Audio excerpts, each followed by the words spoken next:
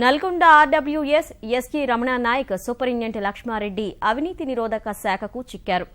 Superintendent కార్యాలయంలో నార్కెట్పల్లికి చెందిన గుత్తేదారు నుంచి 6 లక్షల రూపాయలు లంచం తీసుకుంటుండగా అనిసా అధికారులు అదుపులోకి తీసుకున్నారు.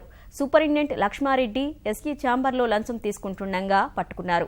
కృష్ణా పుష్కరాల బిల్లులు చెల్లించేందుకు గుత్తేదారు నుంచి 18 లక్షల రూపాయలు డబ్బులు డిమాండ్ చేశారని అనిసా అధికారులు తెలిపారు.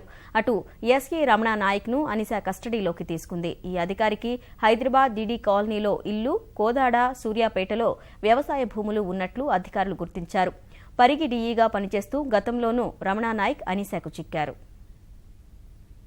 సివిల్ కాంట్రాక్ట్ వర్క్ చేస్తూ ఉంటాడు.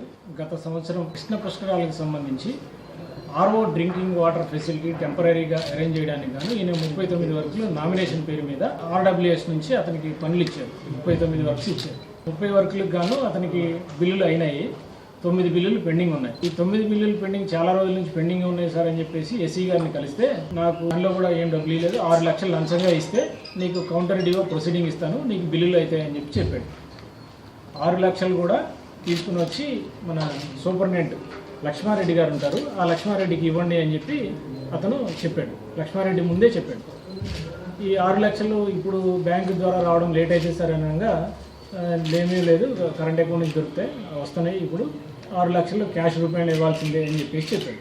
అతను మాకు ఫిర్యాదు చేయగా ఈరోజు 6 లక్షల రూపాయలు లక్ష్మారెడ్డి సూపరింటెండెంట్ గారికి ఇచ్చిన తర్వాత అతను మేము కస్టడీలో తీసుకున్నాం, రెడ్ హ్యాండ్గా ట్రాప్ చేసినాం.